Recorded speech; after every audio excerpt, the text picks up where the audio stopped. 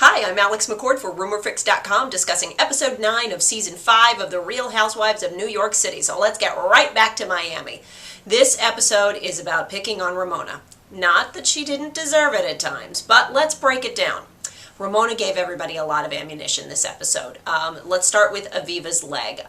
We know now from watching the show that Aviva has several prosthetics that she uses, and I'm betting that Aviva probably told Ramona that one's for swimming and one's not, and it looked to me like maybe Aviva was putting the one that shouldn't get wet in the pool. I don't know, but I do know this about Ramona. When she gets a bee in her bonnet, she will be mama bear, lioness protective. She will scream at you and drag you out by your hair if she thinks you shouldn't be there. Clearly that's what was going on with Aviva and the pool.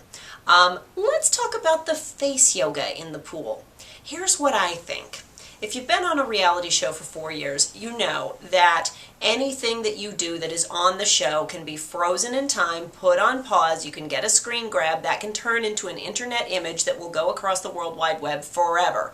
Do you really want that to be making fish faces doing face yoga? The potential is endless for amusing images to be used in photo montages from here to eternity. I can kind of understand why Ramona would be a bit skeptical of making a fish face. I think I might be too.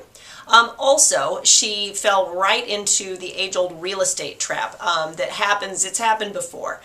She was talking about the design district in Miami. Well, sort of like she talks about Brooklyn and New York.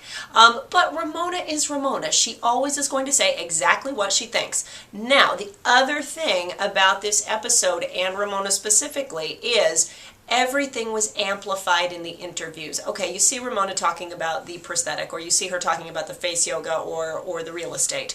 Then you see every other cast member in an interview saying, oh, that was inappropriate. Oh, I didn't like that. Oh, she put her foot in her mouth. Oh. And that makes it 100 times worse.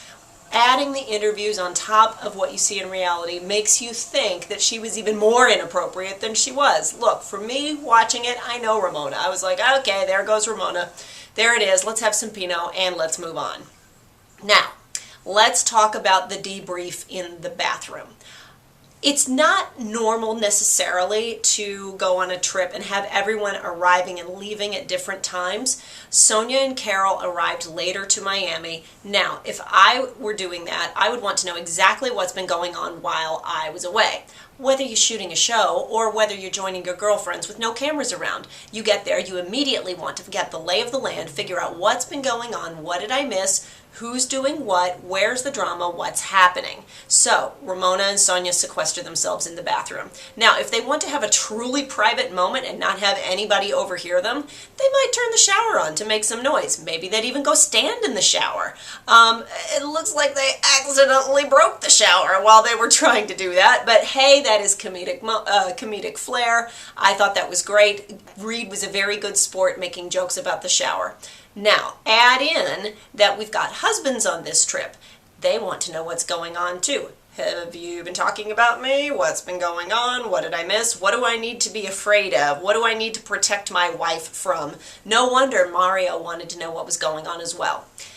Now, you do need to keep an eye on the time when you do that so that you get out in time to attend the dinner party. Maybe that went a little too long, but what are you going to do? Aviva's father, I love him. He was such a great sport. I mean, if anything, I thought Aviva was picking on him a little too much, talking about the cheating and all that jazz, but he's good in my books, and he definitely made Carol laugh. And anyone who can make Mario spit out wine is a keeper. Finally, let's move on to Carol and Luann, and I have to say, Carol needs to let her designer friend fight his own battles. Now, the designer in question is a huge, massive designer. You don't get to be that big without knowing what you're doing. Designers have PR teams, and they will happily say, yes, we'll dress you. No, we won't dress you. That is what those PR teams are for. I don't think Carol needed to get involved in policing who Luann can and cannot approach for clothes. It's a rookie mistake, and we're seeing Carol make a lot of rookie mistakes. That brings me into, let's talk about Carol this week. What do I think of her? I like her. She's funny, but she is making a lot of season 1 mistakes. I think she's getting bad advice from people. I don't know if people are saying, you should go see what Ramona and Sonia are doing in the bathroom. Oh, I tell you what, I know you don't mess with Ramona. As a season 1 girl, if 2 season 3, 4, 5, 6, 12 girls are hiding in the bathroom talking, don't go interrupt. That was bad advice she took from somebody. Let the designer fight their own battles. Hopefully Carol will find her way. I enjoy her clothes. I enjoy her joie de vivre. Let's see if she continues for another season. I'm Alex McCord for RumorFix.com. Have a wonderful day. Let me know what you thought in the comments. Bye-bye.